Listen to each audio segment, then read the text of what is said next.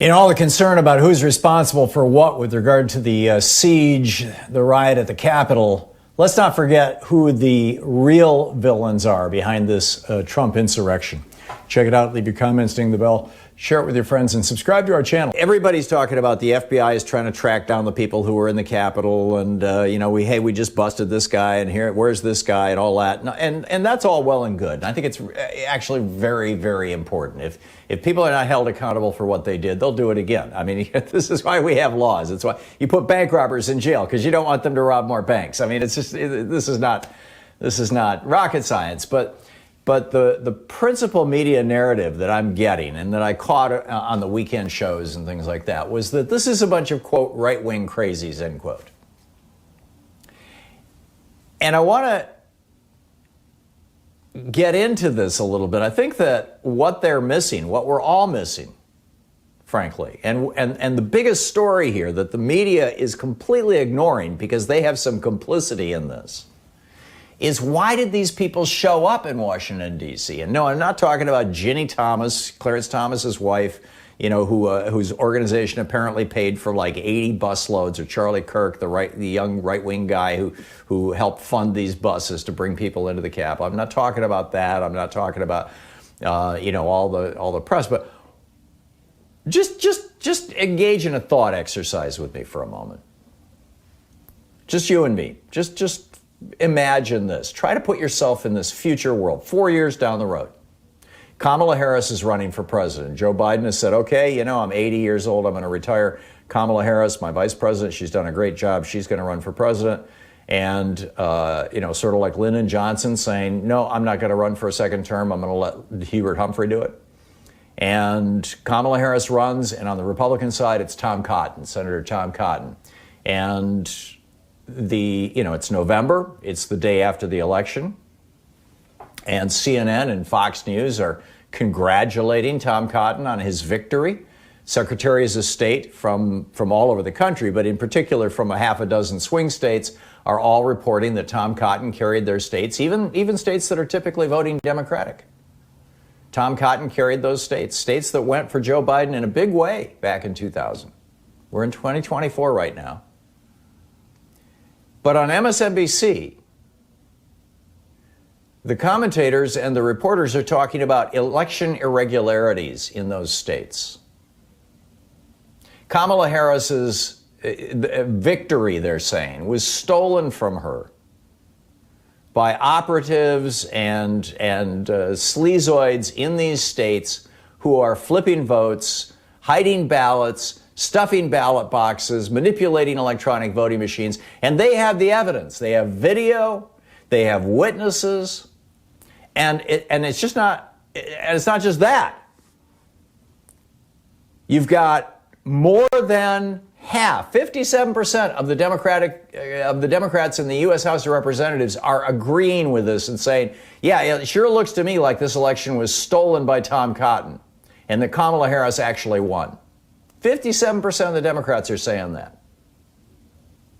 More than a dozen Democratic senators, being led by Chuck Schumer, are saying the 2024 election, was stolen from Kamala Harris by Tom Cotton, or it might have been. We need to investigate this in the House and Senate. We need to pass legislation. Before we even certify Tom Cotton as president, we need to pass legislation investigating this. And maybe we shouldn't even certify him as president.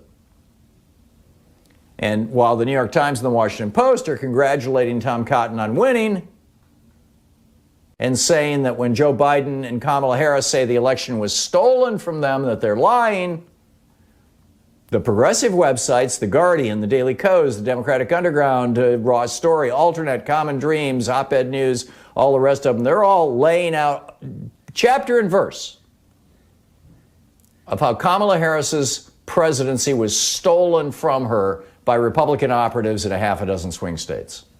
And the billionaire donors who were behind that theft, the billionaire Republican donors who helped Tom Cotton steal the election. You turn to Facebook, where you've just been reading about your friends and family and keeping touch with Aunt Sally. And suddenly you're seeing, because of the Facebook algorithm, you're seeing, the few friends that you thought were, rational, politically rational, saying, oh my God, the Republicans stole the election. Kamala Harris is supposed to be president, but Tom Cotton is about to be inaugurated. We got to do something. And you're like, whoa, wait a minute. All these people are saying this? You go to Twitter, and because of that platform's algorithm, suddenly your Twitter feed is filled with people saying, the Republicans stole the election.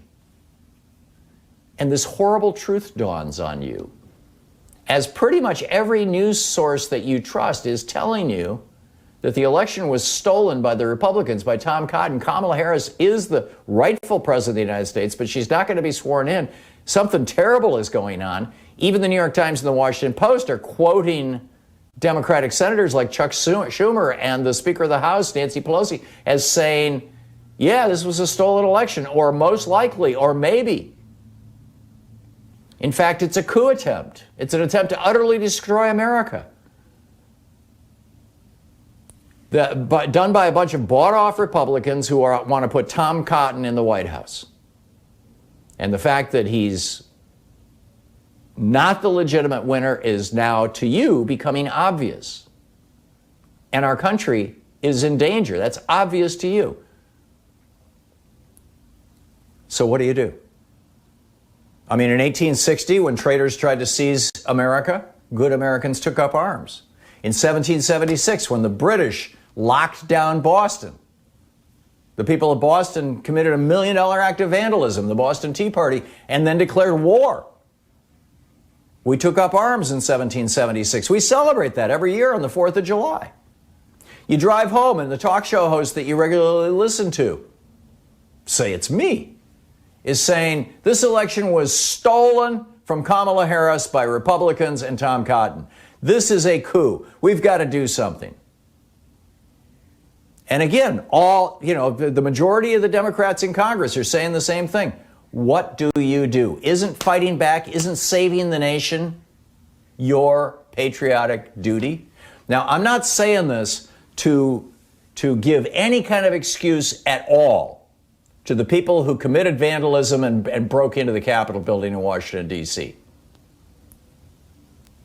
I'm saying this to point out that without Republican members of Congress like Ted Cruz and Josh Hawley, without Democratic members of Congress, from Kevin McCarthy on down, without Fox News and One America News and Newsmax and the other right-wing television networks, without literally hundreds of right-wing radio talk show hosts across the country, and without the algorithms of Facebook and Twitter absolutely convincing many of the people in this country, the majority of Republicans now, something like 80% of Republicans, about 46%, I believe, of Americans overall, convincing them that the election was stolen by Biden, that those are the real villains. They're the ones who need to be held to account also. Obviously, people who broke into the Capitol need to go to jail. But they're just the tip of the iceberg. There's this whole movement, and what created that movement? These politicians and this media infrastructure. And they need to be held accountable.